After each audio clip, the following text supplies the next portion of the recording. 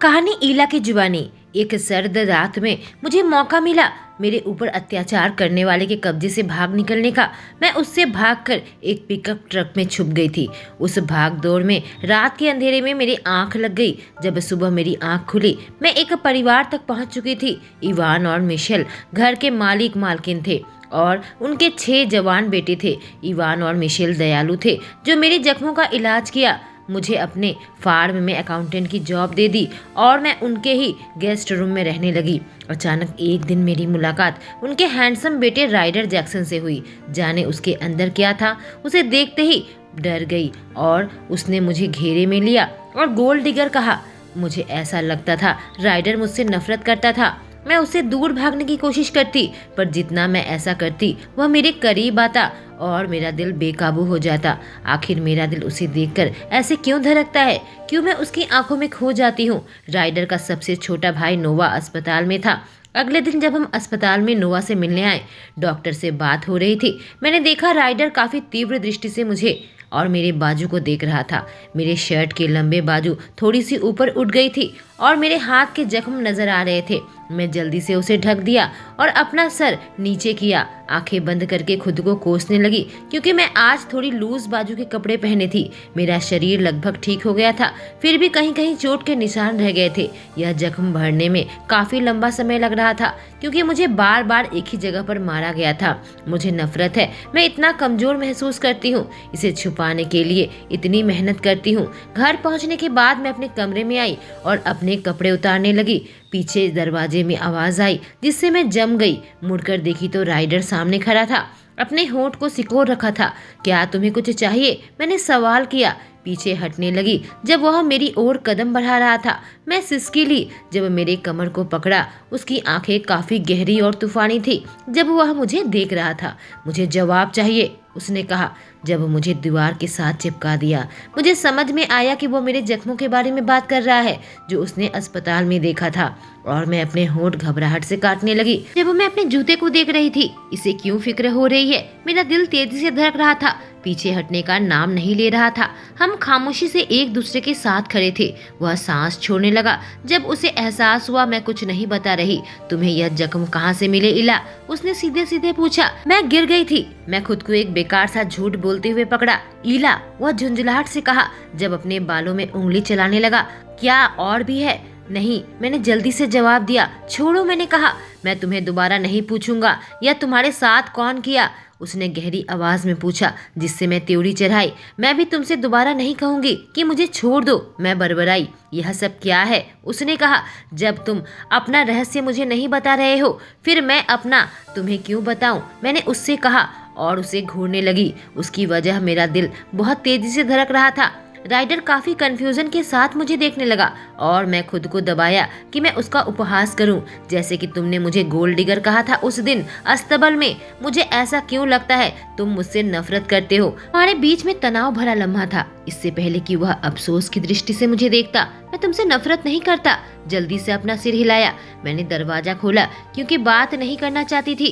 तुम्हारे पास अपनी वजह है मुझ पर भरोसा नहीं करने का और मेरे पास अपना है, मैंने कहा। मैं सांस छोड़ी। वह मजबूरी से मुझे देख रहा था। तुम्हें किसने चोट पहुंचाई? वह पूछा। तुम्हें भी किसी ने चोट पहुंचाई, मैंने कहा और उसकी आंखों के खतरनाक रूप से नफरत को देखकर एहसास हुआ मैं सही अंदाजा लगाया। मैंने देखा उसके दीवार वापस से आने लगे थे जिसमें वह खुद को बंद करने लगा, जो मुझे अपने खुद की याद दिला रहा था। मैं भी अपने डर को सबसे छुपा कर रखती हूँ कि कोई मुझे जज न करे। मैं धीरे से सांस छोड़ी जब उसके पास चलकर आई। विश्वास जीता जाता है, जबरदस्ती हासिल नहीं किया जाता। तुम मुझसे उम्मीद नहीं कर सकते कि मैं तुम्हें सब कुछ बताऊं जब तुम खुद तैयार नहीं हो यह करने को। उसने अपना सर हिलाया जब उसे मेरी बात समझ आई। माफ करना, मैं गुस्सा हो गया था कि तुम्हारे साथ ऐसा बर्ताव किया गया, उसने कहा। हाँ, मैं समझ सकती हूँ। मैं हल्का सा मुस्कुराई जब वह दृश्य मेरी आंखों के सामने आने लगी। वह वहाँ से नहीं हिला, तीव्र दृष्टि से मुझे देख रहा था। अच्छी बात है कि मेरी आत्मा की खिड़की बंद है, नहीं तो मैं उसकी बाकी फीचर को देखती रहती। एक आदमी इतना परफेक्ट कैसे हो सकता है, मैं सोची। नोवा अस्पताल से वापस आए 7 दिन हो गए थे। माँ अस्तबल में बाल्टी लेकर आई ताकि घोड़े को खाना खिला सकूं। मुझे नहीं पता क्यों, पर मुझे घोड़े के साथ वक्त बिताने में शांति मिलती है, इसलिए मैं घोड़े को खिलाने के बार बार बहाने से आ जाती हूँ। पर जैसे ही मैं अस्तबल के अंदर कदम रखी, मेरे पाँव अपनी जगह पर जम गए। जब मैं राइडर को नाइट के सामने खड़ा देखा, उसकी शर्ट और जींस में कीचड़ लगे हुए थे, जैसे कि उसकी त्वचा में। पूरे हफ्ते तक मैं राइडर से कोई बातचीत नहीं की थी, एक दूसरे से दूर रहे, लेकिन अब मुझे उसके बात करनी होगी। मुझे घबराहट होने लगी। अब हम दोनों दोस्ताना बर्ताव करते हैं, लेकिन यह अभी नया है। मुझे माफ करना, मुझे कहा गया है इन्हें खाना खिलाने। मैं बहुत कमजोर लफ्जों में कही, कोई बात नहीं, अंदर आ जाओ। वह अपना सिर हिलाया। मैं अपने होंठ काटने लगी। इससे पहले अंदर आती और घोड़े को खाना खिलाती। सेब और गाजर लेकर आई थी। राइडर मेरे पीछे पीछे आ रहा था और उन्हें घास दे रहा था। जब मैं एक घोड़े से दूसरे घोड़े के पास जा रही थी, मुझे बेहद घबराहट हो रही थी, क्योंकि आखिरी बार इसी स्थान में उसने मुझे किनारे किया था। मुझे बनावटी और पैसे का भूखा कहा था।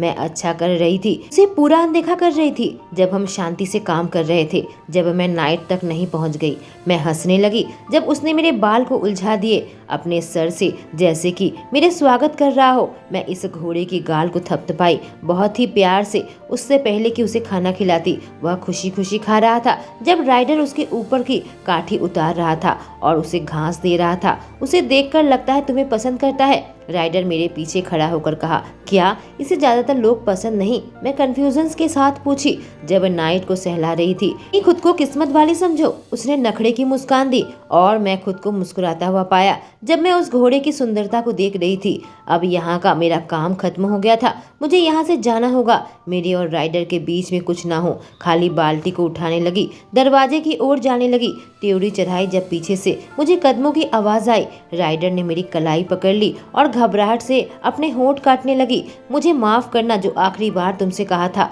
यहाँ बिल्कुल सही नहीं किया था। उसने स्वीकार किया। कोई बात नहीं, मैं अपरिचित थी, मैं समझ सकती हूँ। तुम अपने फैमिली की हिफाजत करना चाहते थे। मैं बहुत प्यार से मुस्कुराई। उसकी आंखों में ग्लानि कुछ कम नहीं हुई। हाँ, उसने कहा जब मेरी आंखों से उसकी आंखें मिली। हाँ, मैं वही कर रहा था, वह बोला। तब तो हम ठीक है ना? मैं उसे चिढ़ाई और देखा उसके होंठों पर एक छोटी सी मुस्कान आई। हाँ, हम ठीक है इला। वह खेल खेल में अपनी आंखों को घुमाया, इससे पहले कि मुझे देखकर अपना सिर हिलाता। और अब तुम अपरिचित नहीं हो। मैं उसे देखकर मुस्कुराई और वहां से सीधे घर पर आई। किस्मत अच्छी है कि अब हम दोनों आराम से एक दूसरे के साथ रहते हैं। हालांकि हमारी शुरुआत इतनी अच्छी नहीं हुई थी, अब दोस्ताना रहते हैं। देखो, एक टूटता हुआ तारा। राइडर मेरे कंधे पर हाथ रखा इससे पहले कि मुझे उंगली से दिखाता। मैं सांस छोड़ी इससे पहले कि जल्दी से अपनी आंखें बंद करती और एक विश मांगती। मैं प्रार्थना की कि मुझे बेहतर और बेफिक्र जिंदगी मिले, प्यार मिले, सुरक्षा मिले और खुशियां मिले। एक कर्कश हंसी की आवाज से मैंने अपनी आंखें खोली। राइडर अपना सर हिला रहा था और मनोरंजन से मुझे देख रहा था। मैंने इससे पहले कभी नहीं देखा था। मैं कही। मैं ब्लश करने लगी जब शर्मिंदगी महसूस हुई। क्या तुमने कोई चीज नहीं मांगी? मैं पूछी।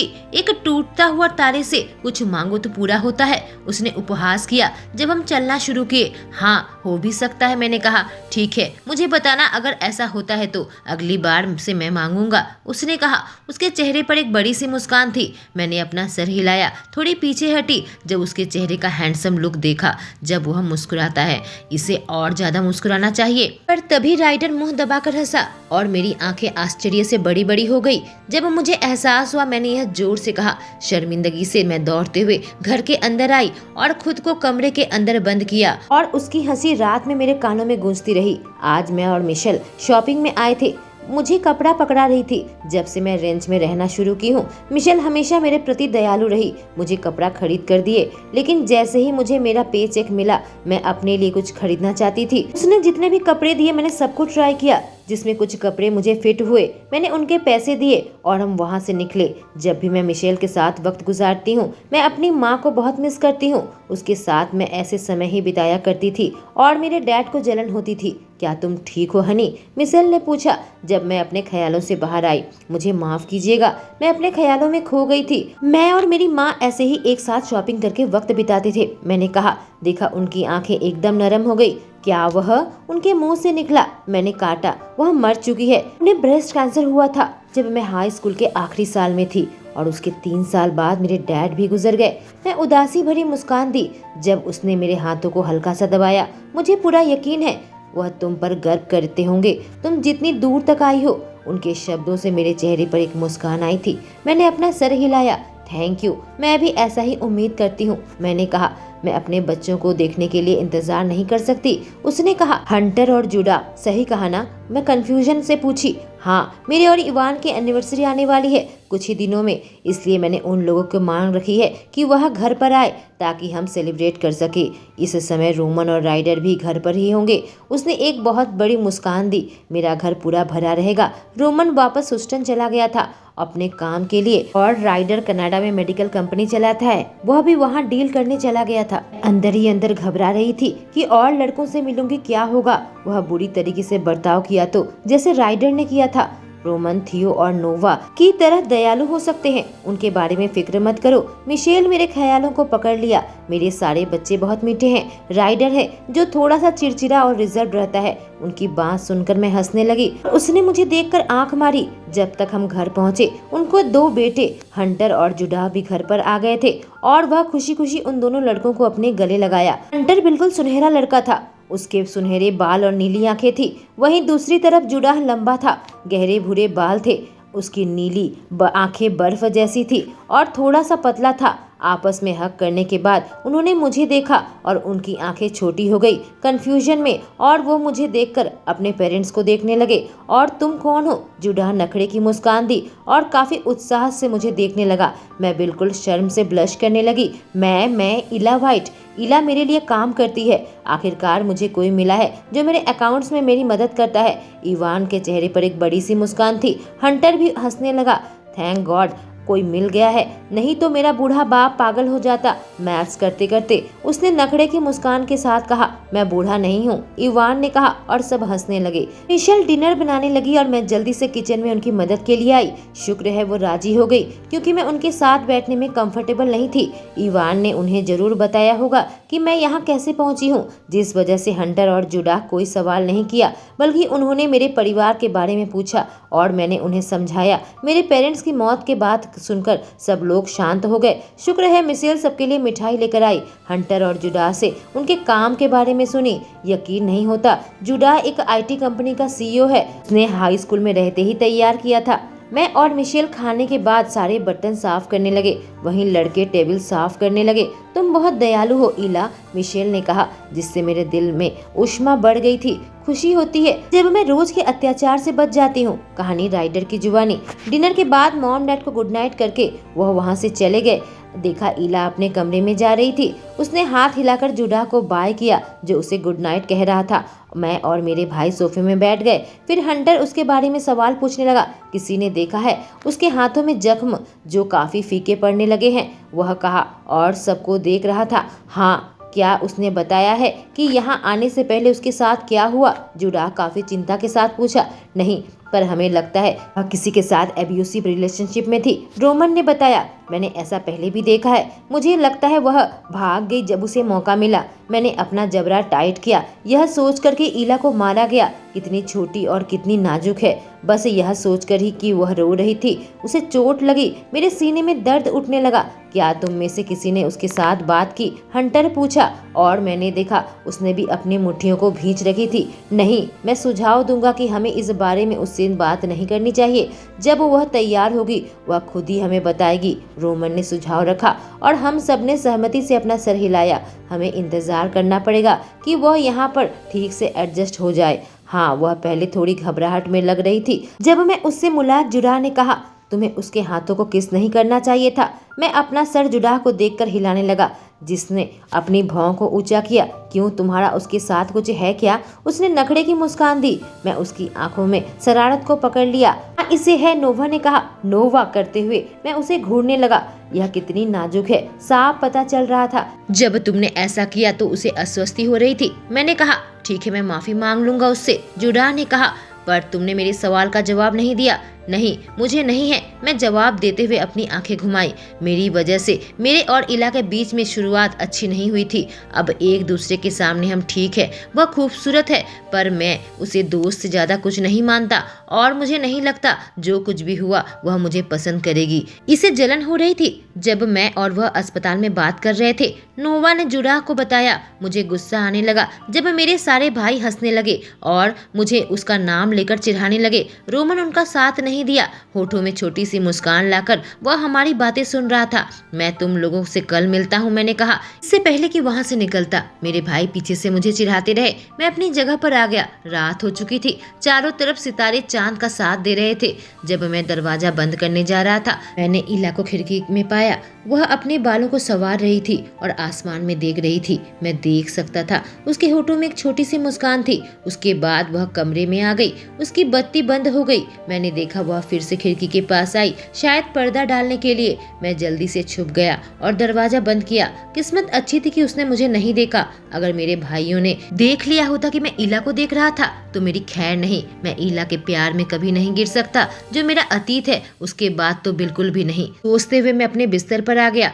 कहानी इला की जुबानी। चूंकि हंटर और जुड़ा घर में वापस आए थे, उन लोगों ने कहा कि बाहर डिनर करने चलते हैं आज रात। वार्डरोब में देख रही थी कि क्या कपड़ा पहनूं, तभी मिशेल कमरे के अंदर आई। मेरे सामने खूबसूरत सी पर्पल ड्रेस और काले जूते रखी। मेरी आंखें बड़ी बड़ी हो गई जब मैं अपनी उंगलियां उस नरम कपड़े में चलाई। पता है तुम्हें एक ड्रेस की जरूरत है, तुम इस ड्रेस में बहुत खूबसूरत दिखोगी। वह मुस्कुराई और उसकी आंखों में उम्मीद थी। वो मुझे देख रही थी। मैं अपने गले की गांठ को निगलने लगी जब जज्बातों से वह दुखने लगा था। मुझे यह बहुत पसंद है, थैंक यू।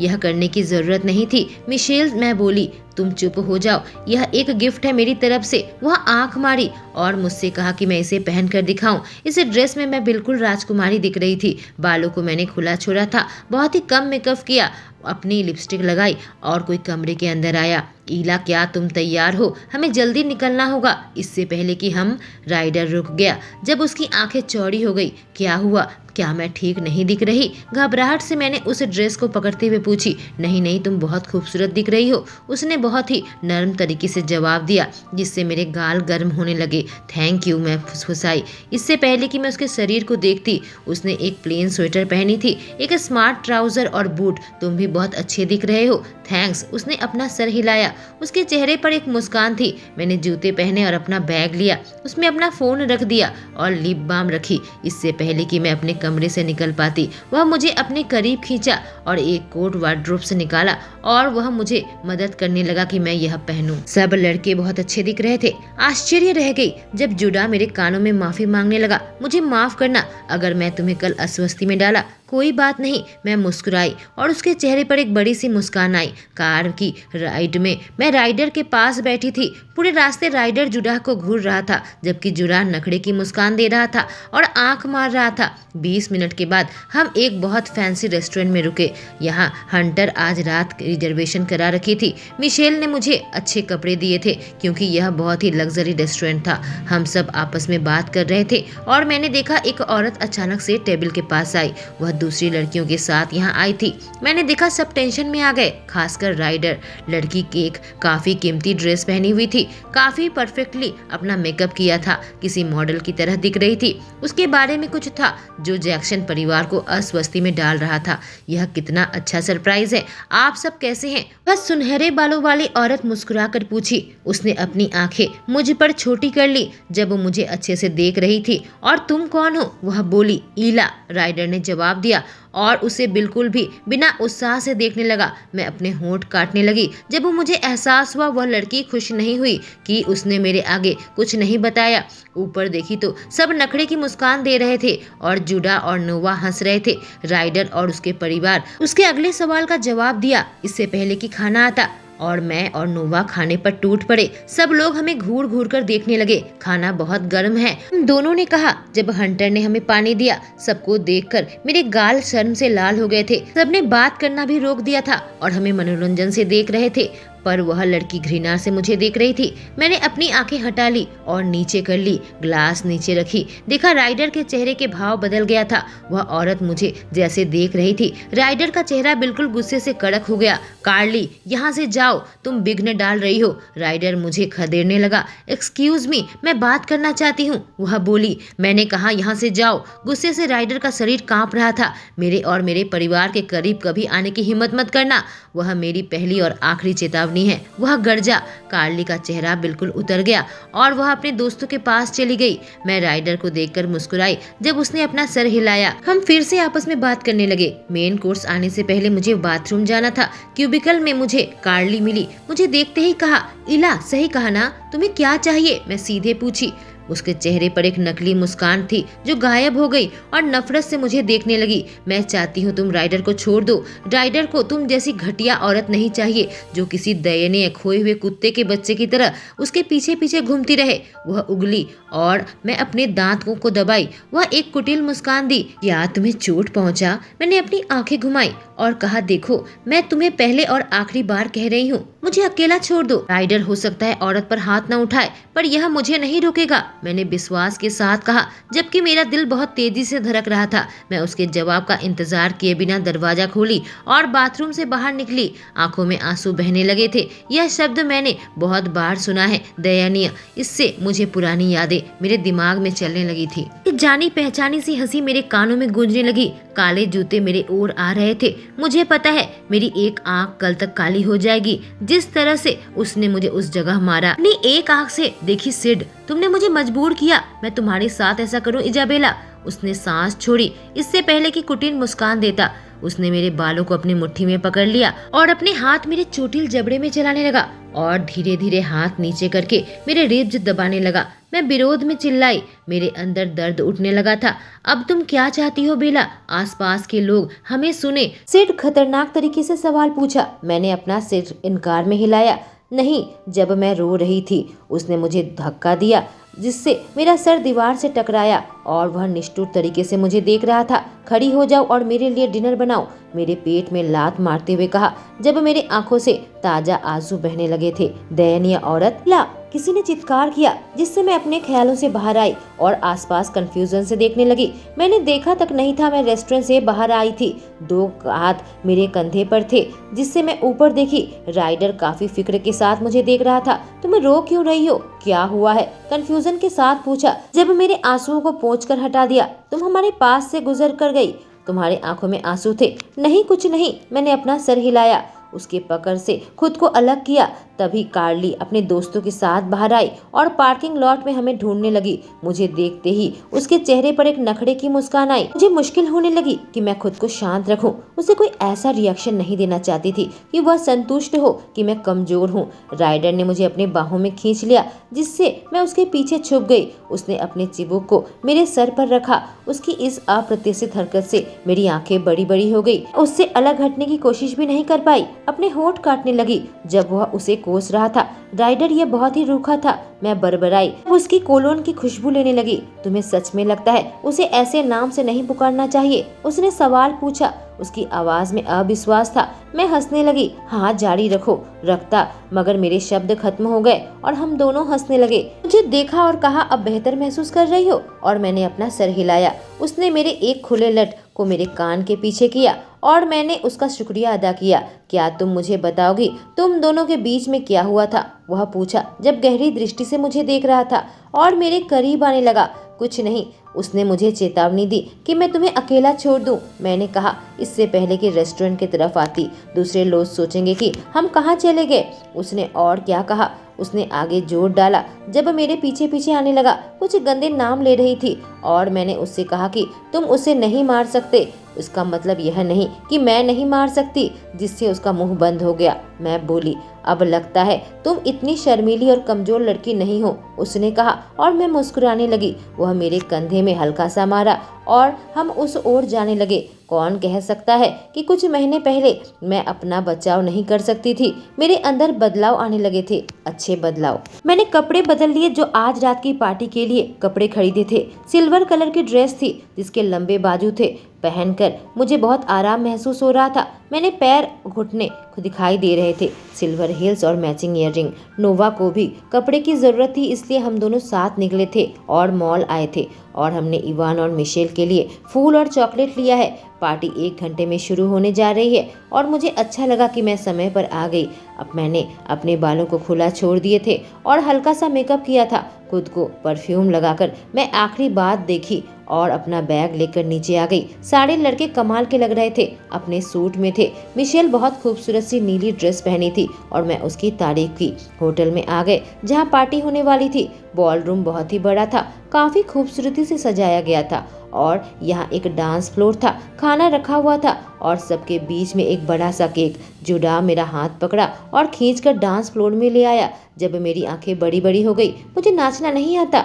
अरे मुझे भी नहीं आता। वो हंसा, कमर हिलाओ, और मैं उसके साथ साथ डांस करने लगी। कुछ देर बाद हंटर ने मेरा हाथ पकड़ा। नोवा तो अपने प्लेट में सारे खाने डाल रहा था। रोमन उसे देखकर अपना सर हिला रहा था। मैं सबको देखकर हंस रही थी। रोमन और राइडर अकेले बचे हुए थे जो डांस नहीं कर रहे थे और बार में बैठे हुए थे। रात आगे चलती रही और सब लोग मजे में थे। हमने खाना खाया। जब रात खत्म होने को थी, मैं बाथरूम से बाहर निकली, लेकिन फिर आश्चर्यचकित रह गई जब अपने फोन को देखा। उसमें 2 मिस्ड कॉल और एक वॉइस मैसेज था। वॉल्यूम बढ़ाकर जब मैं उस वॉइस मैसेज को प्ले किया तो आवाज मुझे सुनाई दी। मेरी हड्डी कांप उठी। हेलो इजाबेला, सिड ने कहा। अपने आजादी के सुनहरे दिन के मजे उठा लो जो तुम्हारे पास है, क्योंकि मैं तुम्हें ढूंढ निकालूंगा और तुम्हें अपनी आंखों से कभी ओझल नहीं होने दूंगा। जब वह गंदी तरीके से हंसा, इससे पहले कि वह बंद होता, और मेरी आंखें चौड़ी हो गई। मैं वही सदमे में खड़ी थी। मैंने अपना फोन नंबर बदल दिया था। जब मैं यहाँ आई थी तो उसे मेरा नंबर कहाँ से मिला? सोचने लगी और पैनिक करने लगी। मुझे यहाँ से निकलना होगा, मैं वहाँ और नहीं रह सकती। मैं उधर देखी तो जैक्सन फैमिली खड़ी थी और सबको गुड बाय कह रही थी। मैं नहीं चाहती इन सबको मेरी वजह से चोट पहुँचे। अब मैं उनके करीब होने लगी हूँ, बहुत दुख होगा। अब मैं उन्हें छोड़कर जाऊं तो सबको बहुत मिस करूंगी। मैं मुड़कर जाने वाली थी, तभी राइडर मेरी ओर देखा और हमारी नजरें मिली। उसकी आंखें चौड़ी हो गई जब उसने मेरी आंखों में निकलते विरोधी आंसुओं को देखा। मैंने देखा उसने अपना मुंह खोला। तब तक सबकी आंखें मुझसे मिली। मैं जल्दी से मुड़कर वहां से निकलने लगी। एक टैक्सी पकड़ी और घर तक आ गई। ड्राइवर को जल्दी से कुछ नोट थमाए। जब वह रेंज के दरवाजे के बाहर खड़ा था, कोड पंच करके मैं जल्दी से घर के अंदर आई। दौड़ते हुए बेडरूम में पहुंची, अपना बैग उठाया और अपना सामान पैक करने लगी। मुझे अभी निकलना होगा, इससे पहले कि सिड को एहसास हो कि मैं कहाँ हूँ और वह मुझे अपने उस नर्क में दोबारा वापस लेकर जाए। मैं नहीं जा सकती, मैं नहीं जाऊंगी। ईला, तुम क्या कर रही हो? खतरनाक तरीके से राइडर ने कहा जब कमरे के अंदर आया। मुझे यहाँ से निकलना होगा। उसने मुझे ढूंढ निकाला है और ज्यादा समय नहीं लगेगा। जब वह यहाँ तक पहुँच जाएगा और सबको चोट पहुँचाएगा। मैं बड़बड़ाने लगी। जब मैं अपने कपड़े बैग में डाल रही थी, राइडर मेरी कलाई पकड़ा और मुझे खींचा। मैं संघर्ष करने लगी जब दर्द और झुंझुलाहट के आंसू मेरे गालों से बहने लगे।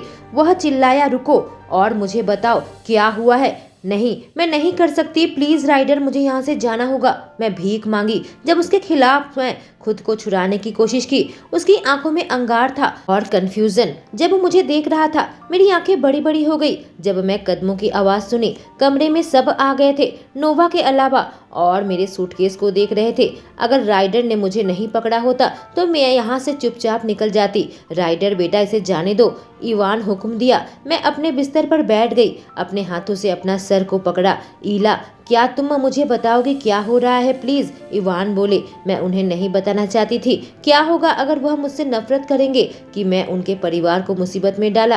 क्या होगा अगर वह मुझे दूसरी नजर से देखेंगे? मेरे जख्मों की असली वजह उन्हें पता लगेगा। हम तुम्हें जज नहीं करेंगे स्वीटहार्ट। मिशेल लगा जैसे मेरे दिमाग की बातें पढ़ ली। हम बस तुम्हारी मदद करना चाहते हैं। मैं अपने आंसू पोंछी और अपना सर हिलाया। राइडर मेरे बगल में आकर बैठा। 1-2 मिनट लगे मुझे खुद को शांत करने में ताकि मैं बात कर सकूं। किसी को बुरा नहीं लगा। सबने अपने बैठने की जगह बना ली। मैं गहरी सांस ली जो कांप रहे थे क्योंकि मैं बहुत घबरा रही थी। राइडर मेरा हाथ अपने हाथों में लिया और हल्का सा दबाया। सिड मॉर्गन, मैंने कहा जब उसकी तस्वीर मेरे दिमाग में आने लगी। उसने मेरे पापा को एक बहुत बड़ा पैसा उधार में दिया था। उनके बिजनेस में वह संघर्ष कर रहे थे, पर कंपनी बैंकरप्ट हो गई और मेरे डैड जल्दी ही दुनिया को छोड़कर चले गए। पहले तो सिड मेरी हालत पर सहानुभूति दिखाता था। अंतिम संस्कार के बाद वह मुझे ले लिया, कहा कि मुझसे अपना उधार चुकाना होगा। मुझे एहसास हुआ राइडर का शरीर बहुत टेंशन में आ गया जब उसने काफी कसकर मुझे पकड़ लिया था। मैंने देखा तो उसकी आंखों में मुझे गुस्सा नजर आ रहा था। उसने मुझे कहा कि मुझे उससे शादी करनी होगी। जब उसे पता चला कि मेरे पेरेंट्स एक ट्रस्ट फंड में मेरे लिए पैसे रखे थे, इतना काफी था कि उसका लोन वापस हो सके। मैं उस पैसे को इस्तेमाल नहीं कर सकती थी जब तक मैं 21 साल की न हो जाऊं, इसलिए उसने अपने घर पर मुझे कैद करके रखा। कई बार भागने की कोशिश की, पर हर बार मैं हार गई। मुझे बेहद मारा गया। घटिया इंसान हंटर गरजने लगा। दिनों मैं बिल्कुल शांत रही, अपनी योजना बनाई। आखिरकार एक रात भाग गई जब वह शराब के नशे में घर वापस आया था। फिर भी उसने मेरा पीछा किया। जब मैं दौड़ रही थी, मैं बस पकड़ ली थी, वह मेरे पीछा किया। लगभग मुझे पकड़ लिया था। बिना कुछ सोचे समझे मैं ट्रक में चढ़ गई। मुझे पता था वह मुझे पकड़ लेगा। ऐसे में यहाँ पर आई, सांस छोड़ते हुए कही। किसी तरीके से उसे मेरा नंबर पता चला और मेरे लिए वॉइस मेल छोड़ा। जब मैं पार्टी में उसे चेक की, पता चला वह अब भी मुझे ढूंढ रहा है। अब शांति थी। तभी रोमन खड़ा हुआ, पूछा, क्या तुम किसी ऐसे इंसान को जानती हो जिसकी मदद से सिड तुम तक पहुंच सके? यह जानकर मेरी आंखें खौफ से बड़ी बड़ी हो गई। मेरे डैड के दोस्त ने मेरी मदद की थी। उनका नाम जॉनसन है। वह ओक्लाहोमा में रहते हैं। मैं छानबीन करूंगा, लेकिन तब तक तुम अकेली नहीं जाओगी, हम में से किसी एक के साथ जाओगी, उसने कहा। और मैंने अपना सर इनकार में हिलाया। लेकिन बेहतर होगा अगर मैं चली जाऊं।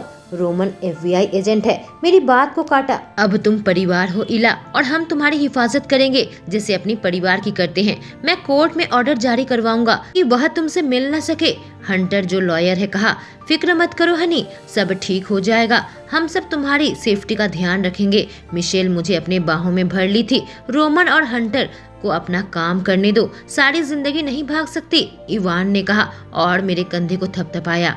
ठीक है, थैंक यू, मैं कही। सब लोग कमरे से चले गए। अब मैं और राइडर थे। वह नहीं उठा। अभी मेरे हाथों को कसकर पकड़ रखा था, पर उसकी मजबूत गिरफ्त में मुझे चैन मिल रहा था। उसने और क्या किया? राइडर ने पूछा। जब मैं कड़क हो गई। राइडर प्लीज, मैं कही जब मेरे आंखों में आंसू भर आए थे। क्या उसने तुम्हें गलत तरीके से छुआ इला?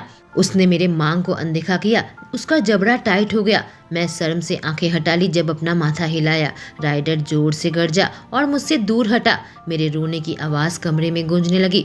उसने मेरे चिबुक को पकड़ा ताकि मैं उसे देखूं। बताओ मुझे, उसने क्या किया तुम्हारे साथ? उसकी आवाज कर्कश थी। मुझे तभी हाथ लगाता था जब पिया हुआ रहता था, लेकिन फिर वह बहुत गुस्से में रहता और गुस्सा निकालने के लिए मेरे साथ जबरदस्ती करता। अगर उसकी बात ना सुनूं तो, मैं रोते हुए कही। वह गाली देते हुए दीवार को धक्का दिया। क्या वह तुम्हारे साथ?